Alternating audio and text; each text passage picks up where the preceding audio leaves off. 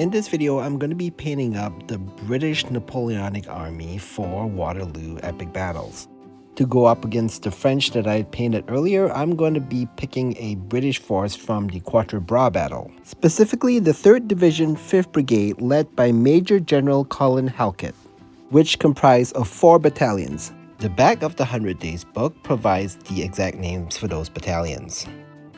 In the starter set, 4 battalions equals 4 sprues, and you want to use these over here. These are the line regiments, while over here these are actually 95th rifles in rank, which is kind of odd and you won't want to use those. You'll need 3 sprues of bases and 1 brigade commander right here. Cut that guy out and put him on a base. He is pretty easy to paint fully based, so go ahead and do that. For all the infantry stands, you'll want to put it on a paint stick or a shim stick like I'm showing here with some double-sided tape.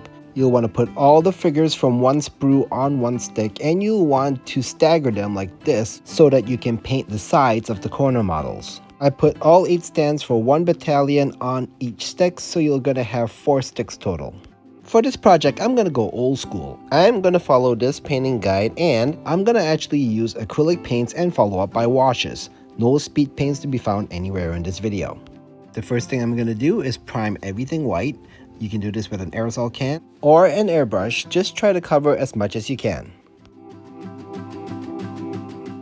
If you've watched my previous videos, you'll know that I really love this website for Waterloo era uniforms. It is very comprehensive and also very highly graphical.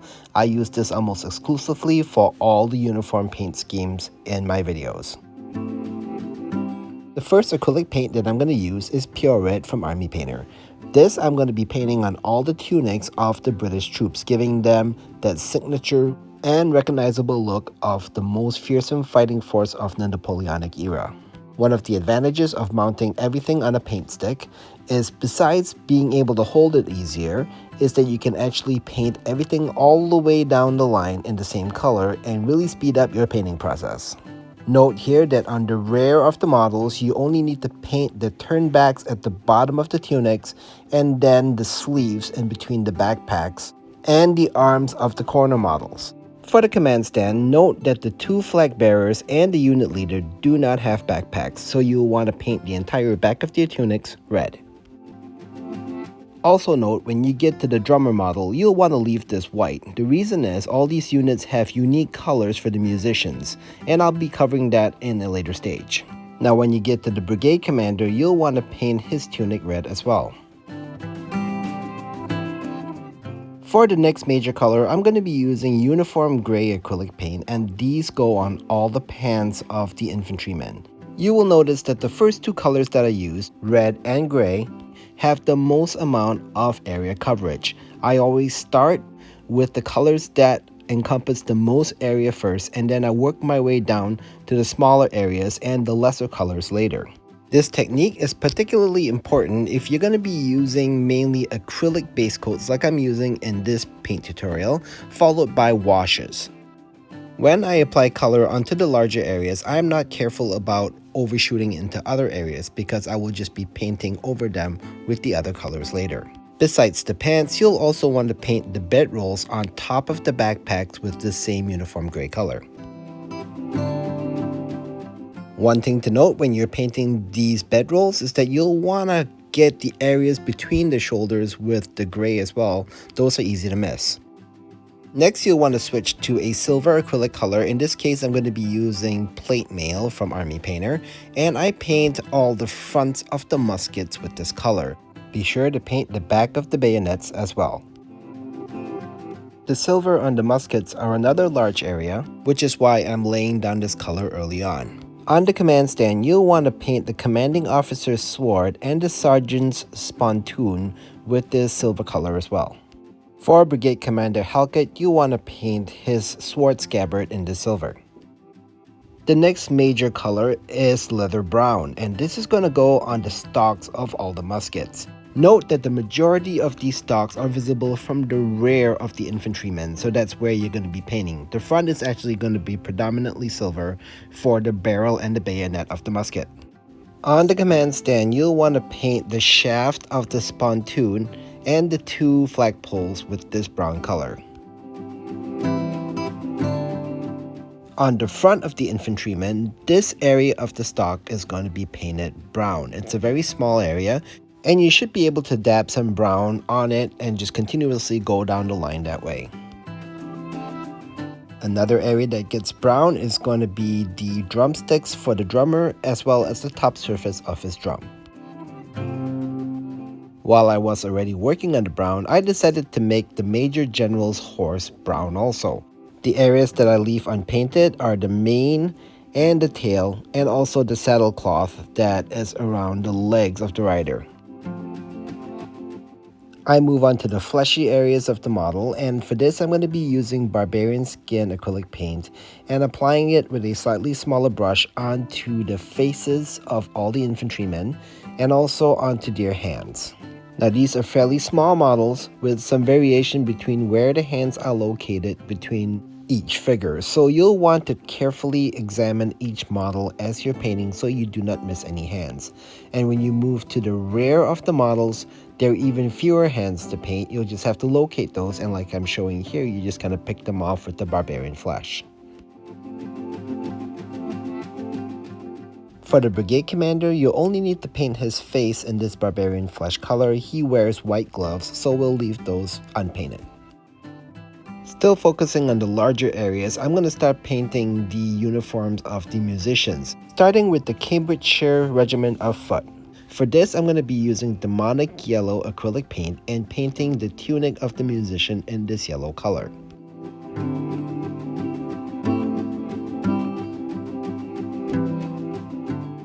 Moving on to the Yorkshire West Riding Regiment of Foot, I'm going to be painting this drummer in white.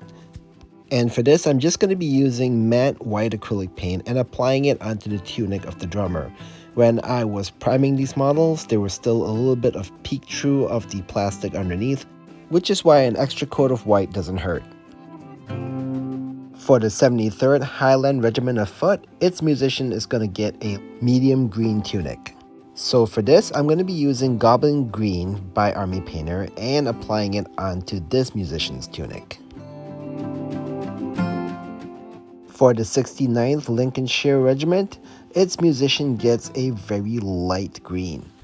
And for this color, I'm going to be using Jungle Green by Army Painter, and to be bluntly honest, this is not Army Painter's best color. It is very translucent and hard to lay down, so I had to apply fairly thick coats on in order to get the saturation that I needed. Hopefully, their new War Paints Fanatic colors will do better than this. Now I switch to Army Painter's matte black, and these go on a few areas, namely all the hats of all the infantrymen all across the board. Every single hat that you see is going to get this black color.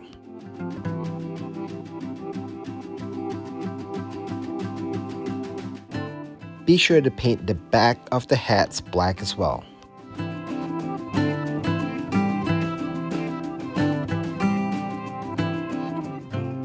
The next area that gets black are going to be the backpacks on the back of each figure. Because this area is so wide and flat, I found that using a larger brush or even a flat brush really helps with this particular portion. The next area that gets black are all the shoes. When you paint the shoes, just be careful to not overshoot onto the pants. Otherwise, if you paint the ground underneath each of the infantrymen black, and if you overdo it on the bottom of the shoes, it's not a big deal because we're going to just flock over that. So you can be fairly macro as you lay down this color on the shoes. As you can see, I'm not terribly careful here. I smeared all over the bottom, and that's okay because you are going to be covering these areas up later. Also note that on the command stands, several of the models have sword scabbards. Those get black, so make sure to lay down that color in these areas. The next area that gets black are going to be all the cartridge boxes on each of the infantrymen. You'll find this on the rear of the right hip of each model. Note that not all models have this cartridge box. A few on the command stands like I'm showing here do not. There is also this small area underneath the musket on the front of the models that gets black. Looking at my uniform books, this looks like some sort of a bag. It's a fairly small feature, so just go ahead and paint it black. Just note that you can see this tiny bag from the front as well as the back of the model, so paint both sides. Don't forget Major General Halkett. He's going to get a black bicorn hat And also his pants and boots are gonna also be painted black. The brittles on the Major General's horse also get black. For this, you'll want to use a detailing brush and make sure you do not overshoot onto the brown color of the horse. While I was at it, I didn't want to get super fancy, so I went ahead and painted the mane and the tail of the horse black as well.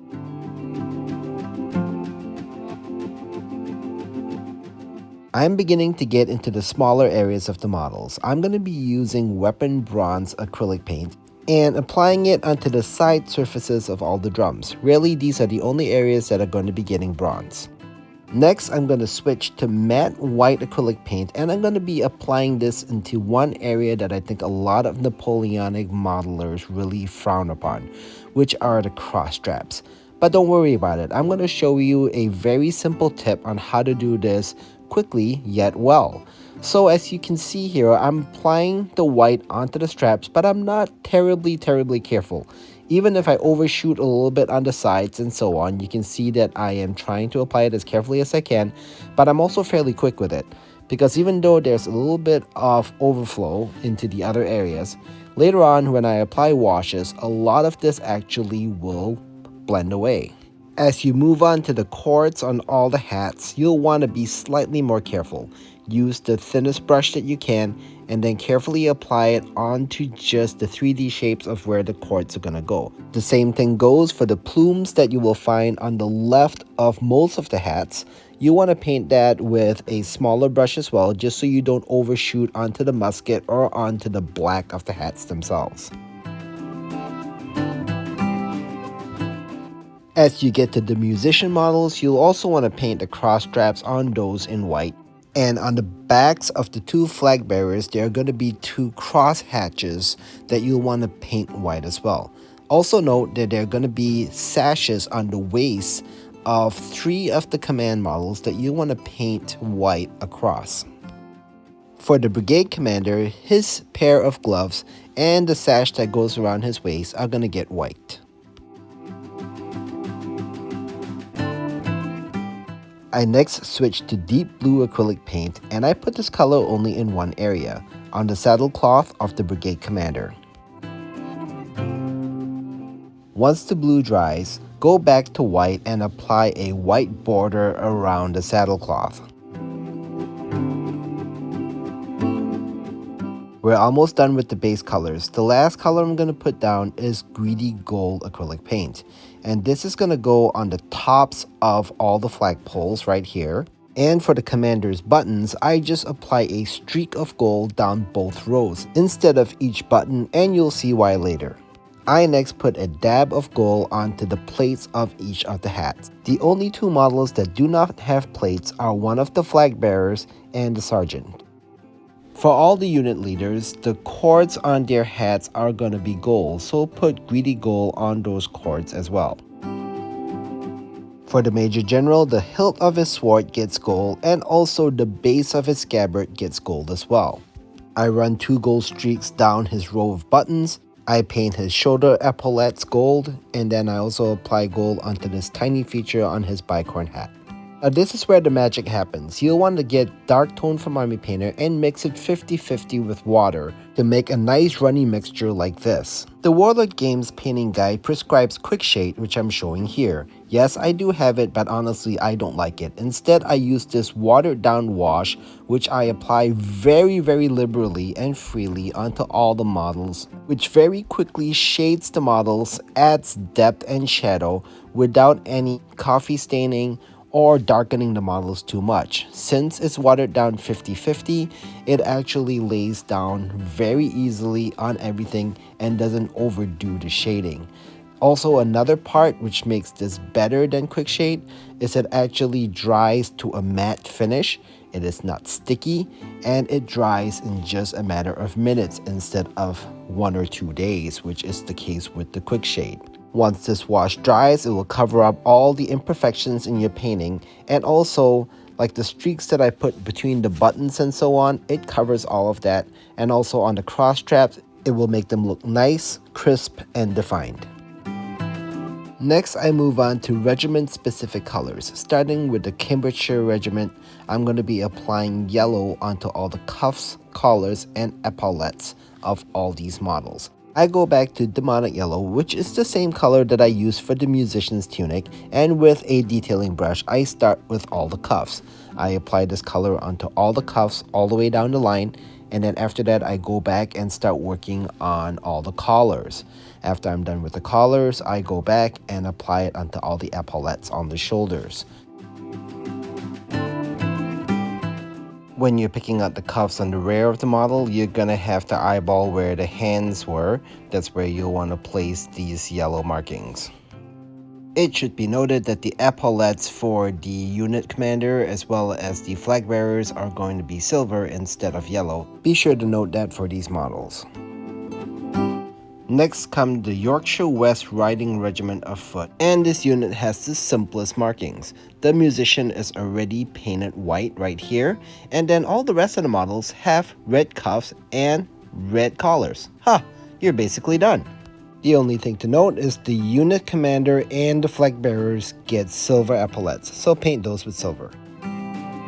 For the South Lincolnshire Regiment of Foot, this gets the brighter green color, and this color matches the musician that I painted earlier with jungle green. So again, this color is not a very tacky color and it's very hard to put on. So if you do use jungle green, make sure you apply enough of a layer so that the pigmentation will shine through. Just like before, this color is going to go on all the cuffs, the collars, and the epaulettes.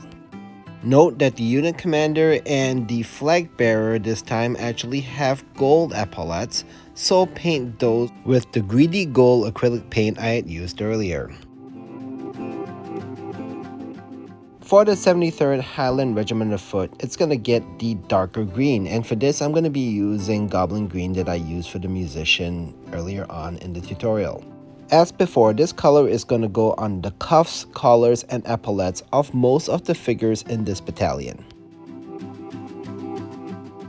For the musicians of all 4 battalions, they're going to get red epaulettes. So for this, just use the pure red acrylic paint and paint red epaulettes onto all the musicians. Next, we're going to denote the light skirmishers within each battalion. Usually on the very left flank of any battalion are the skirmishers. These get green plumes, which I'm going to paint with goblin green. You want to pick 3 or 4 models at the very left of 2 of the stands and paint those plumes green. The cords on the hats of these models also get green, so don't forget to paint those. Now for the unit commander, 1 standard bearer, and the musician, their plumes are going to be white but with red lower portions. So for this, use some pure red acrylic paint and just paint the lower half of all your plumes with red. Leave the top white. At this point, all the painting is done. All that's left is to base the models and put some flags on them. Before you fully base the models, you'll want to apply the flags. Usually, in order to do this, I just take off the command stands of each of the battalions and mount just the command stand with plastic glue onto the base.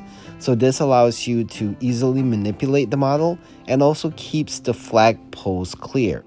I start with the Cambridgeshire Regiment of Foot, which are going to be these pair of flags right over here on the flag sheet that comes in the starter set. Go ahead and cut them out and try to be fairly careful because you don't want to snip off too much of the flag and you don't want any white to be showing. Flag with the Union Jack is going to go on this flagpole, and then the battalion flag is going to go on the other one.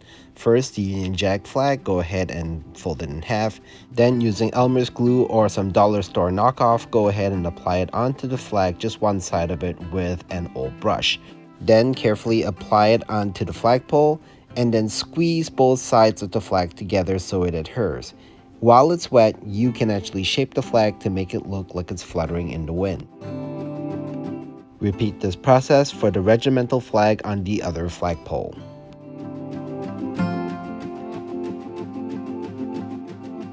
For the rest of the battalions, you basically repeat the process. Find the correct flags that match the battalion, and then after that, just repeat the process to mount it onto all the flagpoles.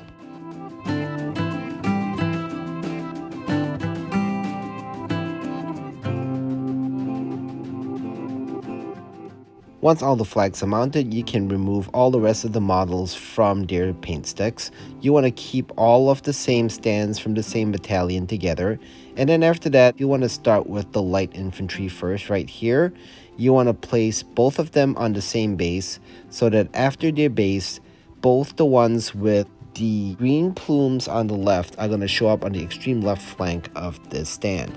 After that, for all the remaining stands, just go ahead and apply it onto the rest of the open bases. It really doesn't matter where you put the rest of them. Go ahead and glue them all down and your battalion should be all based.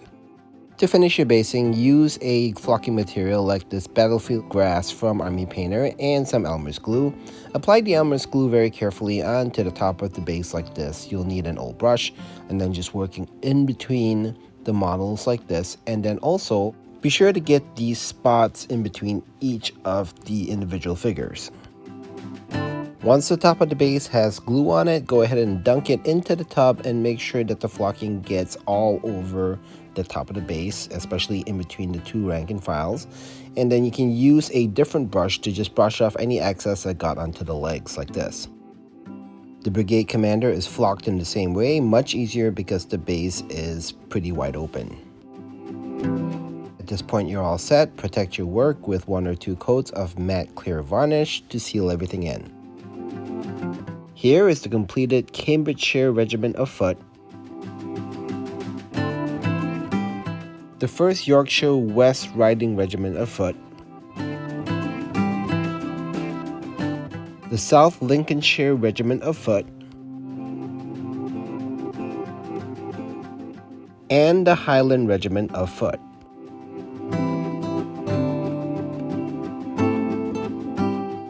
Thank you for watching this video, and I hope that it was helpful for you. Granted, I am using a fairly old style of painting, but really oldies are goldies in this case. I really liked how this worked out, especially after you put the wash on it and everything came to life. I am planning more Epic Battles Waterloo videos in the future, so make sure to tune in. Until then, happy hobbying, and I will see you the next time.